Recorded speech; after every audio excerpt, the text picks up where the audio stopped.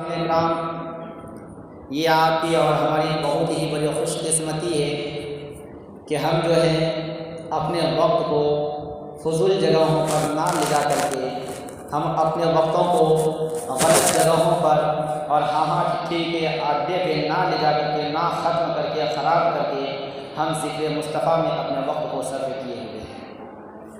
اور اللہ تعالیٰ کی بارگاہ مقدسہ میں دعا ہے کہ مولا ہماری حاضری کو تو اپنی بارگاہ میں قبول فرما، اور اسی طرح سے ہمارے قوم کے اور ہمارے قوم کے نسلوں کو سیدھی راہ پہ چلنے کی توفیق عطا فرما۔ معزز سامعین کرام، آج ربیع النور شریف کی 30 تاریخ ہو گئی اور چوتھا جو ہے میلاد نبی ہے۔ ماشاءاللہ اس میں تعداد بڑھتی جا رہی ہے اور بڑھے گی انشاءاللہ، گھٹے گی نہیں، کیونکہ یہ سرکار دو جہاں صلی اللہ تعالیٰ علیہ وسلم کی محفل ہے اور منانے والے سرکار کے غلام ہیں، اور دنیا میں کوئی بھی سرکار کے غلام سے مقابلہ نہیں کر سکتے، بھلے وہ کوئی کسی کے پاس مال ہو، دولت ہو، کرسی ہو، حکومت ہو، بھلے غلام مصطفیٰ کے پاس ان میں سے کچھ بھی نہ ہو، مگر اس کے باوجود بھی جب وقت آتا ہے تو غلام مصطفیٰ ان تمام مال و دولت اس کی حکومت والے کے سامنے بھاری پڑ جاتے ہیں۔ اس کی وجہ کیا ہوتی ہے؟ کچھ نہیں، بس سچی محبت مصطفیٰ، عشق مصطفیٰ، کیونکہ عشق مصطفیٰ کے سامنے میں اچھوں نے گھٹنے ٹیک دیے ہیں۔ تو آئیے بلا تاخیر میں بھی 2-3 شعر آپ کے حوالے کر رہا ہوں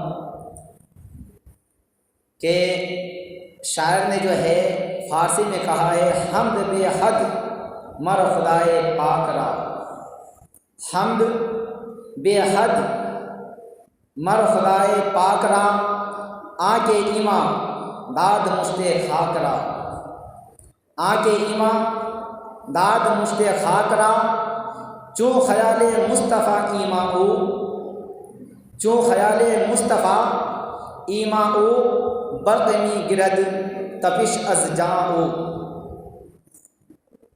برقمی گرد تپش از جان او، در جہاں عشق مصطفیٰ عام کرد، در جہاں یعنی کہہ رہے ہیں کہ اس جہاں میں عشق مصطفیٰ کو عام کیجیے، محبت مصطفیٰ کو عام کیجیے۔ خاک بازاں راہ شرم آشام کرد، یعنی خاک میں مٹھا دو تمام شر کو، تمام ظلم و قضا کو، اور تمام چیزوں کو، تمام باطلوں کو، ظلمتوں کو مٹا کر کے ہمارے آقا علیہ السلام کی شان کو بلند کر دو، ہمارے آقا علیہ السلام کی شان کو بلند کر دو۔ اور حمد صرف کس کی کرو؟ حمد بے حد مر خدا را پاک را، یعنی کہ صرف حمد کس کی کرو؟ اللہ کی کرو۔ تعریف کس کی کرو؟ اللہ کی کرو۔ آنکھ ایمانداد مشتے خاک را، یعنی کہ ایمان کی حفاظت اگر کرنی ہے، اگر ایمان کی حفاظت کرنی ہے تو آنکھ ایمانداد مشتے خاک را، یہ مٹھی میں خاک لیے ہوئے ہوں کو مٹی میں ملا دینا چاہیے۔ ایساؤں کے چکر میں نہیں پڑنا چاہیے جو پیسوں کے لالچ میں، زمین و جائیداد کے لالچ میں، کرسی و حکومت کے لالچ میں آپ کے ایمان کو خریدنے کی کوشش کریں، آپ کے ایمان کے جنازے کو نکالنے کی کوشش کریں، آپ کے دل سے ایمانی جذبہ، ایمانی جنون آپ کے دل سے نکال لے۔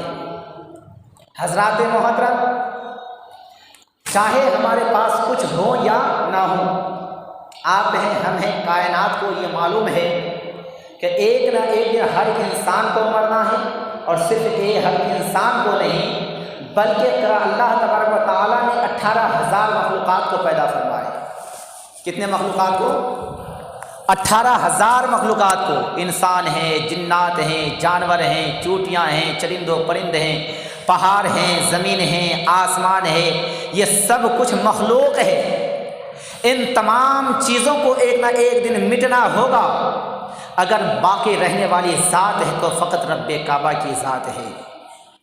ہمیں اگر اپنے چہرہ کو سامنے میں پیش کرنا ہے تو رب کعبہ کی بارگاہ مقدسہ میں کرنا ہے، لہٰذا ہمیں دنیا کے سامنے میں نہیں جھکنا چاہیے، ہمیں دنیا کا خوف و خطر نہیں رکھنی چاہیے، کیونکہ میں نے کل آپ کو بتایا تھا کہ یہی دنیا کا خوف رکھنے کی بنا پر، یہی دنیا اور رشتہ دار اور خون اور خاندان کو مد نظر رکھنے کی وجہ سے، ان کی شرم و حیا کو خیال رکھنے کی وجہ سے، ان کے سامنے میں اپنے سر کو کیسے اونچا رکھ پائیں، یہ سر کو اونچا رکھنے کے چکر میں ابو طالب جو حضرت علی شیر خدا رضی اللہ تعالیٰ عنہ کے والد ہیں، ان کو جو ہے جہنم کے ایندھن میں جانا پڑا اور انہیں ایمان نصیب نہ ہو پایا۔ کون نبی کا ایمان نصیب نہیں ہو پایا؟ اس نبی کا ایمان، اس نبی کا کلمہ انہیں نصیب نہیں ہوا جن کو انہوں نے بہت محبت و الفت سے پالا۔ کون نبی ہیں؟ یہ وہی نبی ہیں کہ جب آپ کی عمر شریف 3 سے 4 سال کی عمر شریف تھی، میں نے بتایا تھا کہ حلیمہ سعدیہ جب سینہ کو چاک ہوتے ہوئے دیکھا تو وہ گھبرا کر کے سرکار کو اپنے والدہ محترمہ کے پاس پہنچانے کے لیے چل دیے۔ راستے میں ایک جگہ دیکھی کہ ایک عورت خوب زار و قطار رو رہی ہے۔ کیا کر رہی ہیں؟ زار و قطار رو رہی ہیں۔ ان سے حلیمہ سعدیہ پوچھتی کہ اے خاتون، آپ رو رہی ہو کیوں؟ کیا ماجرا ہے؟ کیا بات ہے؟ اس ٹائم میں وہ خاتون پوچھتی ہیں آپ کون ہو؟ انہوں نے کہا کہ میں حلیمہ سعدیہ ہوں، بنو سعد سے آ رہی ہوں، مکہ شریف جا رہی ہوں، یہ محمد ابن عبداللہ ہے، انہیں پہنچانے کے لیے جا رہی ہوں۔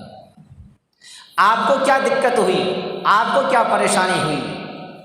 وہ خاتون کہتی ہیں، عورت کہتی ہیں کہ میرا بچہ پیاس کی شدت سے پریشان تھا، ہم نے جو ہے کنویں کی طرف جھانک کر کے دیکھا، بچہ گود میں تھا، بچے نے پانی کو دیکھا اور اس بچے سے رہا نہ گیا، نادان بچہ تھا، وہ گود سے جو ہے نکل گیا اور وہ بچہ کنویں میں کود پڑا، گر چکا ہے۔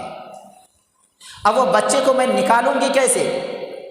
کنویں میں پانی ہے اور پانی کافی نیچے ہے۔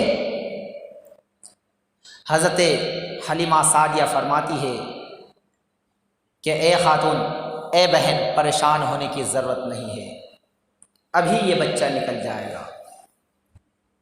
سرکار دو عالم صلی اللہ تعالی علیہ وسلم سے حضرت حلیمہ سعدیہ نے کہا کہ اے بیٹا محمد، سرکار کی عمر شریف کتنی ہے؟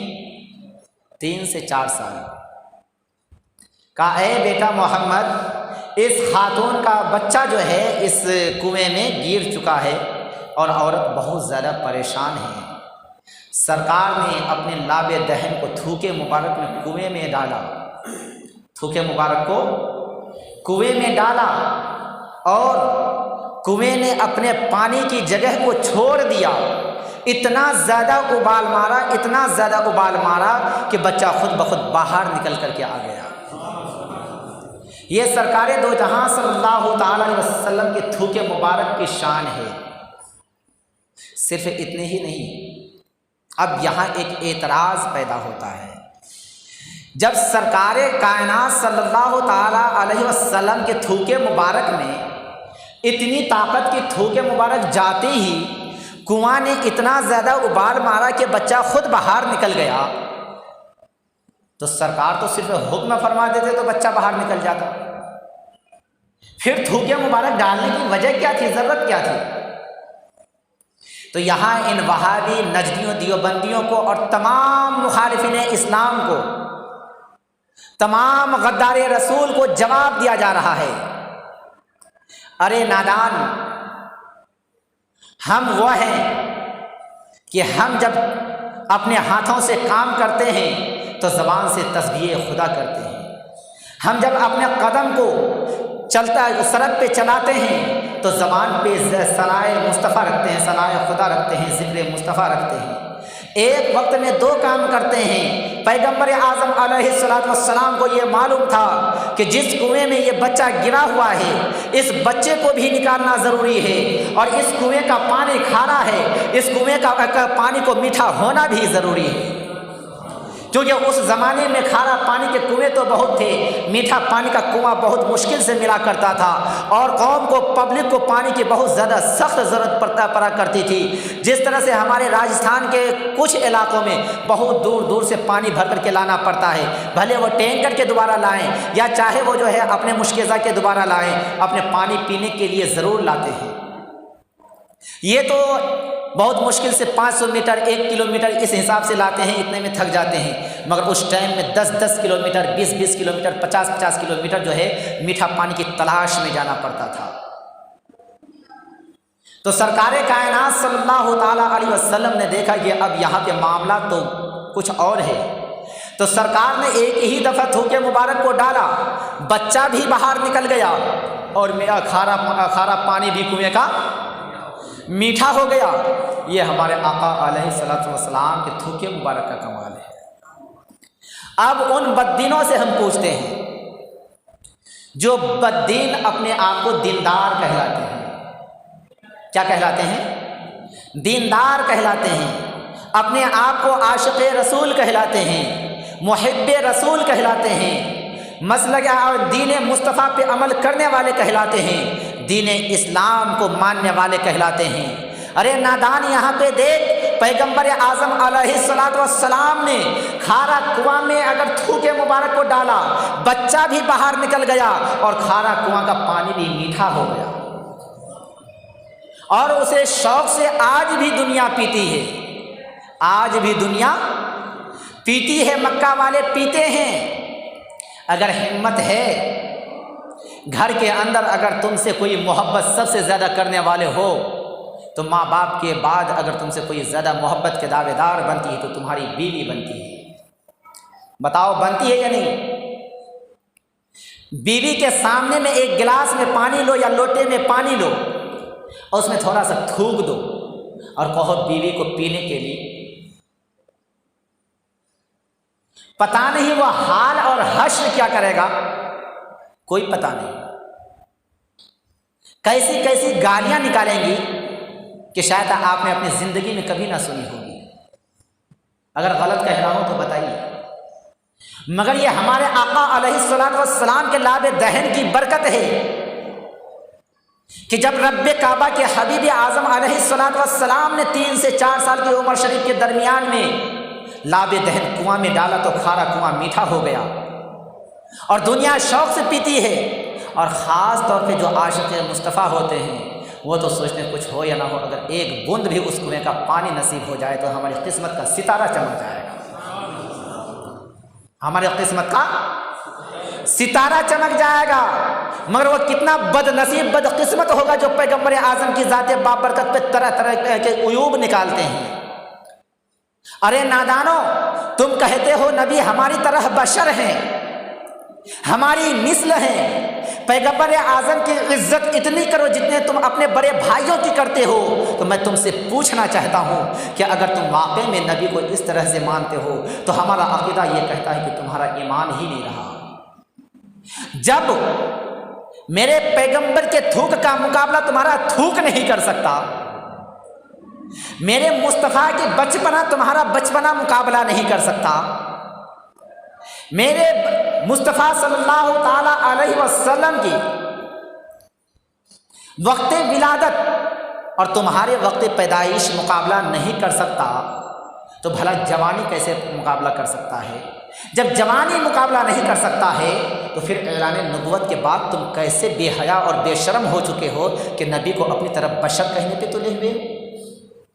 हाँ, हम कहते हैं कि नबी बशर हैं, मगर खाली बशर नहीं बल्कि क्या है, नूरुल बशर हैं। और इन नादानों को कुरान की रोशनी में दलील दीजिए। रब्बे काबा खुद कुरान मुक़द्दस में इरशाद फरमाता है, जहाँ पे ये बशर कहता है तो वहाँ पे रब्बे काबा खुद इरशाद फरमाता है, कुल बशरुम मिस्लुकुम, ऐ महबूब हमने आपको इंसानी शक्ल में बशरियत वाली सूरत लेकर के तुम्हें अपने बंदों के बीच में भेजा है, बशर के बीच में भेजा है। मगर ये इस आयत को ये नादान हमारा अपने कौम के बीच में रखता है, मगर जहाँ पे قد جاءکم من اللہ نور آتا ہے، اس آیت کو یہ بالکل کھا جاتا ہے، ختم کر دیتا ہے۔ رب کعبہ خود ارشاد فرماتا ہے قد جاءکم من اللہ نور، اے محبوب صلی اللہ تعالی علیہ وسلم، ہم نے دنیا کے اندر ایک نور کو بھیجا ہے۔ کس کو بھیجا ہے؟ ایک نور کو، وہ کتاب مبین، اور ایک کتاب مبین کو بھیجا ہے۔ چلو ایک بات تو سمجھ میں آئی کہ کوئی بھی کہہ سکتا ہے کتاب مبین سے تعلق قرآن مقدس ہے نا، کوئی بھی سمجھ جائیں گے، مگر یہ نور کیا ہے؟ کوئی تو ہمیں بتائے یہ نور ہے کیا؟ نور ہے کون؟ جب ہم تاریخ کا مطالعہ کرتے ہیں، ہسٹری کا مطالعہ کرتے ہیں، جب ہم مفسرین کے لکھے ہوئے تفاسیر کو جب ہم مطالعہ کرتے ہیں تو مفسرین کرام فرماتے ہیں کہ پیغمبر اعظم علیہ الصلوۃ والسلام نے جبرائیل سے گفتگو کے دوران ایک مرتبہ فرمایا تھا کہ اول ما خلق اللہ نوری، اول ما خلق اللہ نوری، اللہ تبارک و تعالیٰ نے سب سے پہلے مجھ محمد کے نور کو پیدا فرمایا ہے، مجھ محمد کے نور کو پیدا فرمایا ہے۔ اب بتائیے آپ، پیغمبر خود کہہ رہے ہیں کہ مجھے اللہ نے نور بنا کر کے بھیجا ہے، پیدا فرمایا ہے، تو ان سے بڑا بیوقوف اور نادان ہوگا جو میرے نبی کو صرف بشر کہتے ہوئے نظر آ رہے ہیں۔ یہ تو ایک بات آپ کے سامنے میں آئی، وہی سفر ہے، وہی راستہ ہے، اس سے آگے جاتے ہیں، جانے کے بعد انسان ہے، انسان کو کوئی ضرورت پڑ جاتی ہے، ایسے ہی حضرت حلیمہ سعدیہ کو کوئی ضرورت پڑ جاتی ہے، اور سرکار کو جو ہے ایک ٹھنڈ والی جگہ پہ، یعنی کہ درخت پیڑ تھے، اور وہاں پہ جو ہے آپ کو بیٹھا دیا جاتا ہے، اور حضرت حلیمہ سعدیہ اپنے ضروریات سے تھوڑی دور نکل جاتی ہیں۔ جب وہاں سے سیدہ حلیمہ سعدیہ آتی ہیں تو یہاں پہ سرکار ہے ہی نہیں۔ حضرت حلیمہ سعدیہ کافی پریشان ہونے لگتی ہیں، حضرت حلیمہ سعدیہ کافی پریشان ہونے لگتی ہیں، ادھر ادھر پوچھنے لگتی ہیں، یہاں تک کہ حضرت عبدالمطلب کو بھی آگاہ کر دیا جاتا ہے کہ میں آپ کے پوتا کو لے کر کے آ رہی تھی، اور آپ کے پوتا ادھر کہیں غائب ہو گئے، مل نہیں رہے ہیں۔ ادھر سے بھی بہت آدمی آنے کی تیاری کرنے لگے۔ حضرت عبدالمطلب تو جو ہے خاندان قریش کے سردار تھے، تو سبوں کو بھیجنے لگے، خود چلنے لگے اپنے پوتے کی محبت و الفت میں۔ اتنی ہی دیر میں ایک بزرگ ملتا ہے، وہ بزرگ جب ملتے ہیں تو وہ کہتے ہیں کہ اے خاتون، تو پریشان کیوں ہو رہی اور تو ہے کون؟ بولے میں حلیمہ سعدیہ ہوں، بنی سعد سے آ رہی ہوں، اور میرے ساتھ ایک بچہ تھا محمد بن عبداللہ بن عبدالمطلب، خاندان قریش کے سردار عبدالمطلب کے پوتے تھے وہ۔ میں بچے کو یہاں بیٹھا کر کے تھوڑا اپنی ضرورت سے نکل گئی، اور جب وہاں سے آئی ہوں تو بچہ پتہ ہی نہیں چل رہا کہاں ہے۔ پتجھڑ کا مہینہ ہے، میں سوچی کہ کہیں پتوں میں چھپ گئے ہوں گے، پتوں کو بھی ٹٹول ڈالی، مگر پتہ وہ بچے ملے ہی نہیں۔ وہ بوڑھے شخص کہتے ہیں کہ اے خاتون حلیمہ، ہمارے یہاں پہ ایک بت خانہ ہے، اور وہاں پہ چلو، اور چلنے کے بعد جو ہے وہاں پہ تمہیں جو ہے تمہارا بچہ کدھر گیا ہے، کس حال میں ہے، سب کچھ بتا دیا جائے گا۔ حضرت حلیمہ سعدیہ کو بچے کی محبت، سرکار کی محبت وہاں تک کھینچ کر کے لے کر کے چلی گئی۔ جب وہاں پہ گئی تو وہ بوڑھے بزرگ کہتے ہیں اپنے اس بت سے کہ اس خاتون کا بچہ کھو گیا ہے، گم ہو گیا ہے، اس بچے کی خبر بتاؤ۔ وہ جو بت تھی، مورتی تھی، وہ کانپنا تھرانا شروع کر دیتی ہے۔ کیا کرتی ہے؟ کانپنا تھرانا شروع کر دیتی ہے۔ اب باضابطہ بت کی زبان سے کہیں آواز آتی ہے کیا؟ آتی ہے کیا؟ نہیں آتی ہے نا، مگر اس ٹائم اس بت کی زبان سے آواز آ رہی تھی کہ بھلا وہ محمد کیسے راستے کو بھول سکتے ہیں، بھٹک سکتے ہیں، جو بھولے ہوئے اور بھٹکے ہوئے راہوں کو دکھانے والے ہوں،